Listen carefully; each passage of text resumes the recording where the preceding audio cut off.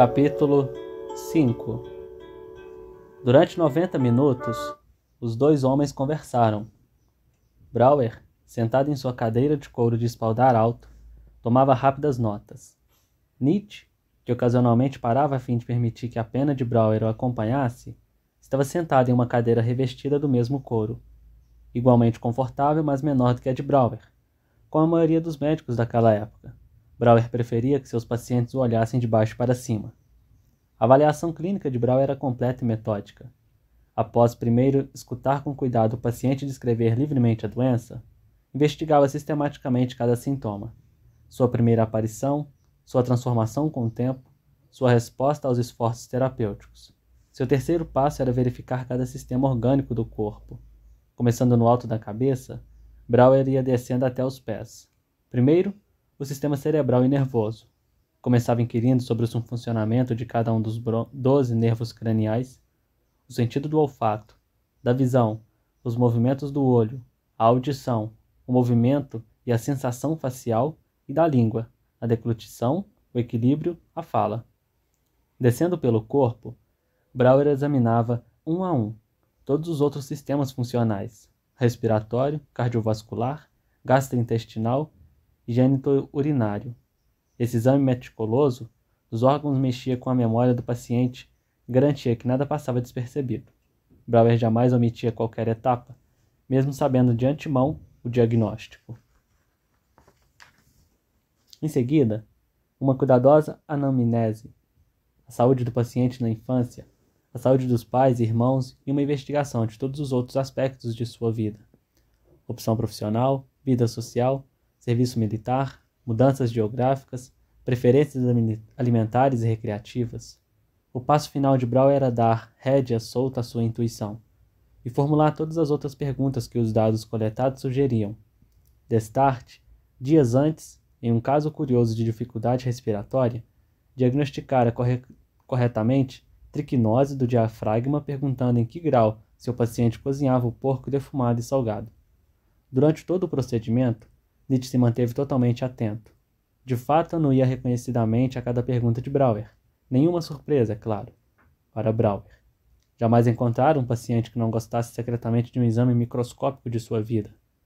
Quanto maior o poder de ampliação, mais o paciente gostava. A alegria de ser observado era tão arraigada que, na crença de Brouwer, a verdadeira dor da velhice, do luto, de sobreviver aos amigos estava na ausência de escrutínio. O horror de viver uma vida inobservada. Brouwer ficou surpreso, isso sim, com a complexidade das doenças de Nietzsche e com a minuciosa das próprias observações do paciente. As anotações de Brouwer preencheram uma página após outra. Sua mão começou a se cansar enquanto Nietzsche descrevia um terrível conjunto de sintomas: dores de cabeça monstruosas, alucinantes, mareação em plena terra firme, vertigem, desequilíbrio, náusea, vômitos, anorexia, aversão à comida, febres e intensos suores noturnos que exigiam 2 ou 3 mudanças do pijama e da roupa de cama, acessos violentos de fadiga que, às vezes, se aproximavam da paralisia muscular generalizada, dores gástricas, vômito de sangue, cólicas intestinais, grave constipação, hemorroidas e problemas visuais incapacitantes, fadiga ocular, perda inexorável da visão, frequente lacrimação e dor nos olhos, confusão visual e grande sensibilidade à luz, especialmente de manhã. As perguntas de Brouwer acrescentaram alguns outros sintomas que Nietzsche negligenciara ou relutara em mencionar. Cintilações e escotomas visuais costumavam preceder uma cefaleia, insônia incurável, graves cólicas musculares noturnas, tensão generalizada e mudanças de humor rápidas e inexplicáveis. Mudanças de humor, as palavras pelas quais Brouwer esperara. Conforme descrevera Freud, sempre sondava um ponto de entrada propício para a condição psicológica do paciente. Essas mudanças de humor talvez fossem exatamente a chave ao desespero e as intenções suicidas de Nietzsche. Brouwer prosseguiu cautelosamente, solicitando-lhe que aprofundasse as mudanças de humor. Notou alterações em seus sentimentos que parecem relacionadas com sua doença? A conduta de Nietzsche não se alterou. Parecia despreocupado de que essa pergunta pudesse conduzir a uma área mais íntima. Houve vezes em que, no dia anterior a um ataque, tenho me sentido particularmente bem, Chego a pensar que me sinto perigosamente bem. E após o ataque? Meu ataque típico dura de 12 horas a 2 dias. Após um desses ataques, sinto-me geralmente fadigado e pesado como chumbo. Mesmo meus pensamentos ficam lerdos por 1 ou 2 dias. Mas, às vezes, mormemente após um longo ataque de vários dias é diferente. Sinto-me renovado, purificado. Estouro de energia. Adoro essas ocasiões. Minha mente enxameia com as mais raras ideias. Brouwer persistiu.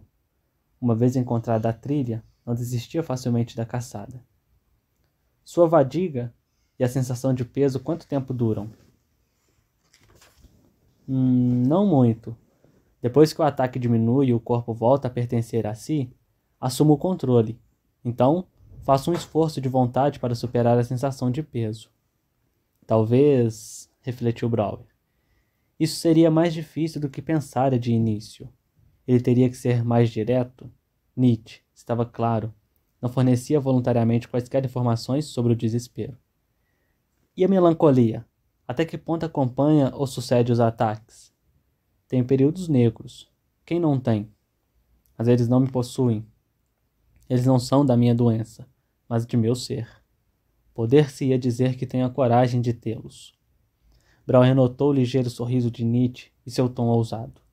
Agora, pela primeira vez, Brouwer reconheceu a voz do homem que escrevera aqueles 2 audaciosos e enigmáticos livros escondidos na gaveta da escrivania. Pensou, mas apenas por um momento, em desafiar frontalmente a distinção ex-cátedra de Nietzsche entre os domínios da doença e do ser. Quanto à declaração de que tinha coragem de ter os períodos negros, o que queria dizer com isso? Mas, paciência. Melhor manter o controle da consulta. Outras aberturas haveria. Cuidadosamente continuou. Alguma vez escreveu um diário detalhado de seus ataques? Sua frequência, intensidade e duração? Não neste ano. Tenho estado preocupado demais com eventos e mudanças vultosas em minha vida. Mas no ano passado, tive 117 dias de absoluta incapacidade e quase 200 dias de incapacidade parcial, com dores de cabeça mais leves, dor nos olhos, dor no estômago ou náusea. Estava diante de 2 aberturas promissoras, mas qual delas seguir? Deveria indagar sobre a natureza daqueles eventos e mudanças vultosos? De certo, Nietzsche se referiria a Louis Salomé. Fortalecer a relação médico-paciente mostrando-se empático? Sabendo que toda a relação seria pouca, Brouwer optou pelo segundo caminho. Vejamos. Com isso, restam apenas 48 dias sem doença. É muito pouco tempo com saúde, professor Nietzsche. Retrocedendo alguns anos, vejo que raramente tive períodos de bem-estar que persistissem por mais de 2 semanas. Acho que consigo lembrar cada um deles. Detectando um tom melancólico, desesperançado na voz de Nietzsche, Brouwer resolveu apostar. Eis uma abertura que poderia levar diretamente ao desespero do paciente. Largou a pena. Em sua voz mais séria e profissionalmente preocupada, observou. Tal situação, a maioria dos dias um tormento, parcos dias de saúde por ano.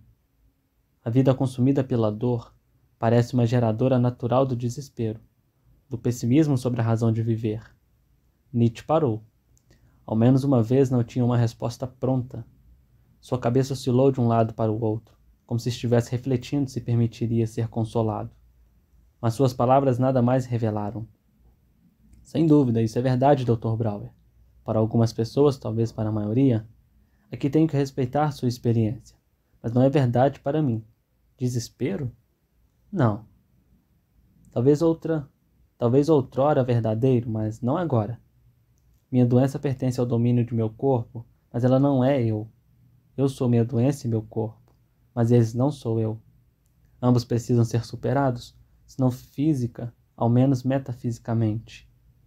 Quanto ao seu outro comentário, minha razão de viver é algo inteiramente divorciado deste. Aqui ele golpeou o abdômen. Triste protoplasma. Eu tenho um porquê de viver e posso enfrentar qualquer como. Tenho uma razão de viver de 10 anos, uma missão. Estou grávido aqui. Deu uma pancadinha na têmpora. Livros quase plenamente formados.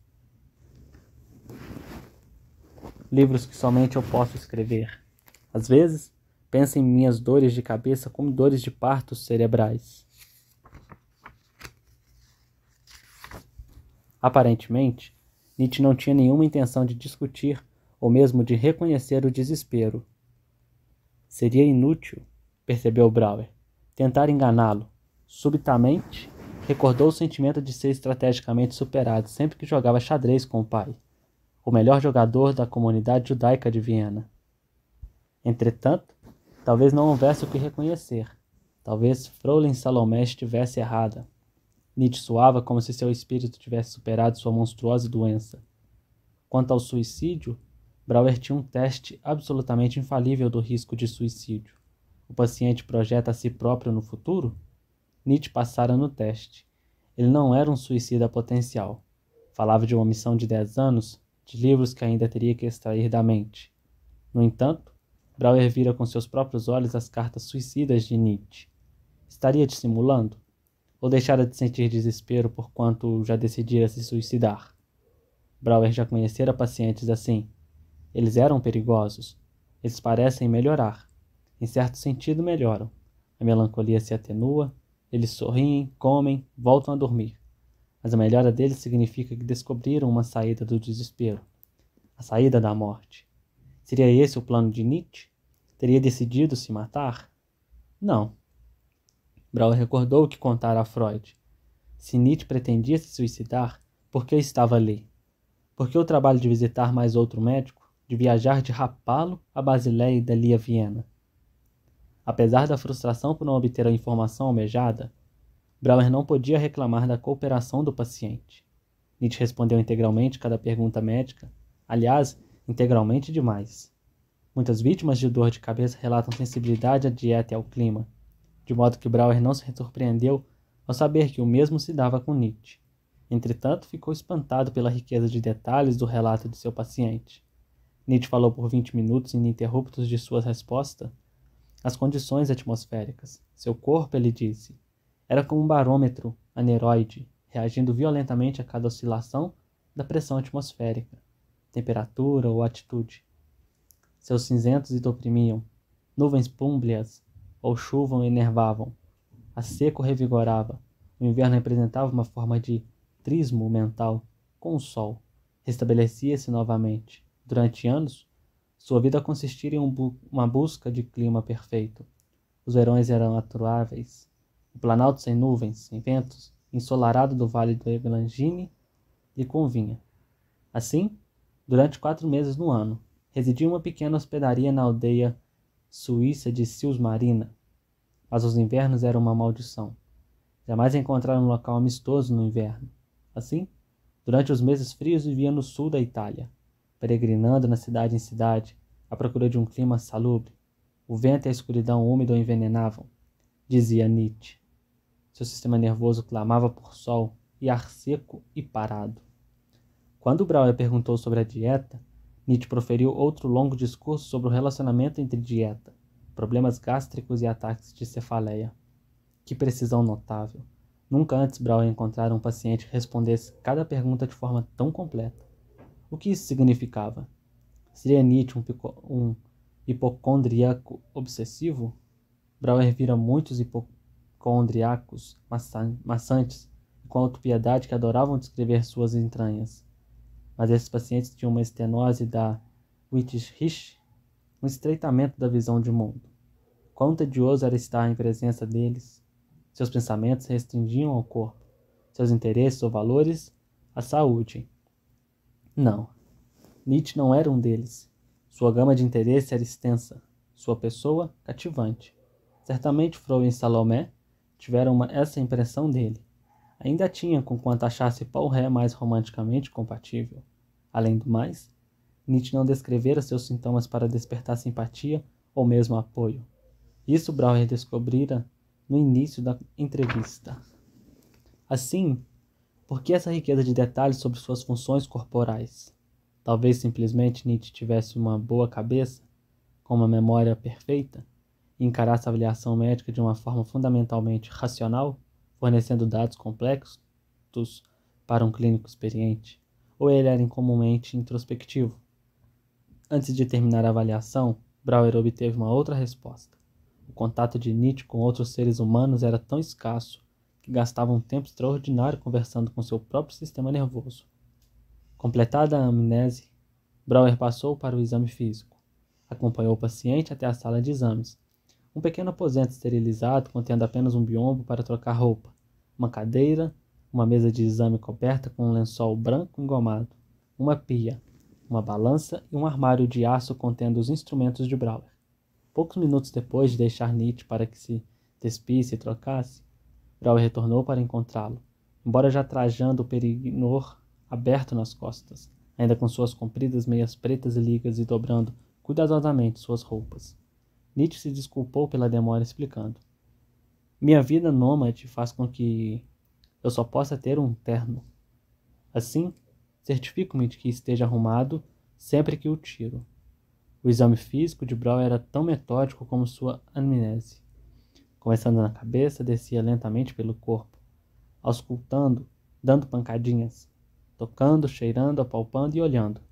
A despeito da abundância de sintomas do paciente, Brauer não encontrou anormalidades físicas além de uma grande cicatriz acima do externo, resultante de um acidente a cavalo no serviço militar, uma minúscula cicatriz oblíqua de duelo no osso do nariz e alguns sinais de anemia, lábios pálidos, conjuntivite e rugas da palma. A causa da anêmia provavelmente nutricional. Nietzsche contara que muitas vezes evitava carne por semanas a fio. Mas depois de Brauer se lembrou de que Nietzsche revelara que, ocasionalmente, vomitava sangue, de modo que poderia estar perdendo sangue de uma hemorragia gástrica.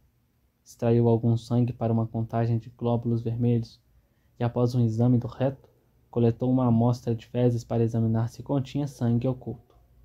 Quanto aos problemas usuais de Nietzsche, primeiro, Brauer notou uma conjuntivite unilateral, facilmente tratável com uma pomada ocular. Apesar de considerável esforço, Brauer logrou focalizar seu oftalmoscópio na retina de Nietzsche. Algo obstruía-lhe a visão, provavelmente uma opacidade da córnea, talvez um edema da córnea. Brauer se concentrou sobretudo no sistema nervoso do paciente, não apenas devido à natureza das dores de cabeça, mas também porque, quando Nietzsche tinha 4 anos, o pai morrera de amolecimento do cérebro, um termo genérico que poderia se referir a qualquer uma série de anomalias, inclusive derrame, tumor ou alguma forma de degeneração cerebral herdada. Porém, posso testar cada aspecto da função cerebral e nervosa: equilíbrio, coordenação, sensação, força, propriocepção, audição, olfato, deglutição. Brauer não encontrou nenhum indício de doença estrutural do sistema nervoso. Enquanto Nietzsche se vestia, Brauer retornou ao consultório para fazer um quadro dos resultados do exame. Quando, alguns minutos depois, Frau Becker trouxe Nietzsche de volta ao consultório, Brauer percebeu que, embora o tempo deles estivesse se esgotando, falhara totalmente em obter qualquer menção à melancolia ou ao suicídio. Tentou outra abordagem, uma técnica de entrevista que raramente deixava de apresentar resultados. Professor Nietzsche, gostaria que descrevesse em detalhe um dia típico de sua vida. Agora o senhor me pegou, Dr. Brauer. É a pergunta mais difícil que me formulou. Me desloco tanto, meus ambientes são tão inconstantes, meus ataques condicionam minha vida. Escolha um dia normal qualquer, um dia entre os ataques numa das últimas semanas. Bem, acordo cedo, se é que já tenho realmente dormido. Brauer se sentiu encorajado, já estava diante de uma abertura. Permita que o interrompa, professor Nietzsche. O senhor disse se é que está dormindo? Meu sono é terrível. Às vezes tenho cólicas musculares, às vezes dor de estômago, às vezes uma tensão que me invade cada parte do corpo, às vezes pensamentos noturnos malignos, às vezes fico acordado a noite toda, outras vezes remédios me concedem 2 ou 3 horas de sono. Que remédios? Em que dosagem? Perguntou Brauer rapidamente. Embora fosse imperativo saber sobre a automedicação de Nietzsche, percebeu imediatamente que não escolhera a melhor opção. Teria sido muito melhor perguntar sobre aqueles pensamentos noturnos sombrios. Hidrato de cloral quase todas as noites, ao menos 1 grama. Às vezes, se meu corpo estiver desesperado por dormir, adiciono morfina ou veronal. Mas isso me deixa entorpecido no dia seguinte. Ocasionalmente, haxixe. Mas também, embora meu pensamento no dia seguinte Prefiro Chloral. Devo continuar com esse dia, que já começou mal? Por favor. Tomo de jejum em meu quarto. O senhor quer todos os detalhes? Sim, exatamente. Conte-me tudo. Caso me sinta particularmente bem, peço chá fraco e torradas. Depois, tomo um banho frio, necessário se devo trabalhar com algum vigor. E passo o resto do dia trabalhando, escrevendo, pensando e, ocasionalmente, se meus olhos permitirem, lendo um pouco. Caso me sinta bem, caminharei às vezes por horas. Rabisco enquanto caminho e muitas vezes realizo meus melhores trabalhos. Tenho meus pensamentos mais refinados enquanto caminho. Eu também, acrescentou Brauer rapidamente. Após 6 ou 7 quilômetros, descubro que clarifiquei os mais intrigantes problemas. Nietzsche fez uma pausa, aparentemente conturbado pelo comentário pessoal de Brauer. Começou a retificá-lo, gaguejou e no final ignorou-o e continuou seu relato. Almoço sempre na mesma mesa em meu hotel. Já lhe descrevi minha dieta, sempre alimentos não condimentados, preferencialmente cozidos, nada de álcool nem de café. Muitas vezes, durante semanas, tolero apenas legumes cozidos e sem sal. Nada de tabaco tampouco. Digo umas poucas palavras para outros hóspedes em minha mesa, mas raramente me envolvo em conversas prolongadas. Quando a sorte me sorri, encontro um hóspede atencioso que se oferece para ler para mim ou escrever meus ditados. Meus fundos são modestos, de modo que não posso pagar por tais serviços. A tarde é idêntica à manhã. Caminhar, pensar e escrever. De noite, janta em meu quarto. Novamente, água quente ou chá fraco com biscoitos. E depois trabalho até o Chloral dizer: chega, você pode descansar. Essa é minha vida corpórea. O senhor só fala de hotéis e sua casa. Minha casa é minha mala armário. Sou uma tartaruga e carrego minha casa nas costas. Coloco-a no canto de meu quarto de hotel e quando o clima se torna opressivo, isso a mim mudo para meus céus mais altos e secos. Brauer havia planejado retornar aos pensamentos noturnos malignos de Nietzsche, mas agora vislumbrou uma linha de pesquisa ainda mais promissora, uma que não poderia deixar de levar diretamente a Fräulein Salomé. Professor Nietzsche, percebo que a descrição de seu dia típico contém poucas menções a outras pessoas. Perdoe a minha inquisição. Sei que essas não são perguntas tipicamente médicas, mas sou adepto da crença na totalidade do organismo. Acredito que o bem-estar físico não é separável do bem-estar social e psicológico. Nietzsche corou. Apanhou um pequeno pente de casco de tartaruga de pentear bigodes e, por um breve tempo, manteve-se em silêncio com o corpo pendido, nervosamente arrumando seu poderoso bigode. Então, tendo aparentemente chegado a uma decisão, aprumou-se, pigarreou para limpar a garganta e falou firmemente. O senhor não é o primeiro médico a fazer essa observação. Suponho que esteja se referindo ao sexo. O Dr. Lanzoni, um clínico italiano com quem me consultei muitos anos atrás, aventou que meu estado era agravado pelo isolamento e abstinência e recomendou que eu arranjasse um escoadouro sexual regular. Segui seu conselho e armei um esquema com uma jovem camponesa em uma aldeia perto de Rapallo. Contudo, após 3 semanas eu estava quase moribundo com dor de cabeça. Um pouco mais do tal tratamento italiano e o paciente teria expirado. Por que o conselho foi tão nocivo? Um lampejo de prazer bestial seguido de horas de autoaversão, da limpeza do fedor protoplasmático do cio, não é, a meu ver, o caminho para, como o senhor colocou, a totalidade do organismo. Tampouco, a meu ver, acrescentou Brauer rapidamente. Porém, como negar que todos nós estamos inseridos em um contexto social, um contexto que historicamente tem facilitado a sobrevivência e propiciado o prazer inerente à sociabilidade humana? Talvez tais prazeres de rebanho não sejam para todos, disse Nietzsche sacudindo a cabeça. 3 vezes saí da toca e tentei construir uma ponte até os outros, e 3 vezes fui traído. Finalmente, Brauer mal pôde esconder o entusiasmo. Certamente uma das 3 traições fora de Lois Salomé. Talvez Paulret tenha sido a outra. Qual fora a terceira? Enfim, Nietzsche abrira a porta. Sem dúvida o caminho estava agora livre para uma discussão da traição e do desespero por ela induzido. Brauer mostrou seu tom de voz mais enfático. 3 tentativas, 3 terríveis traições. E então, um recolhimento ao mais penoso isolamento? O senhor sofreu e talvez de alguma forma esse sofrimento intensifique sua doença. O senhor me confiaria os detalhes dessas traições? Novamente Nietzsche sacudiu a cabeça. Ele pareceu se recolher em si mesmo. Dr. Brauer, confiei-lhe grande parte de mim.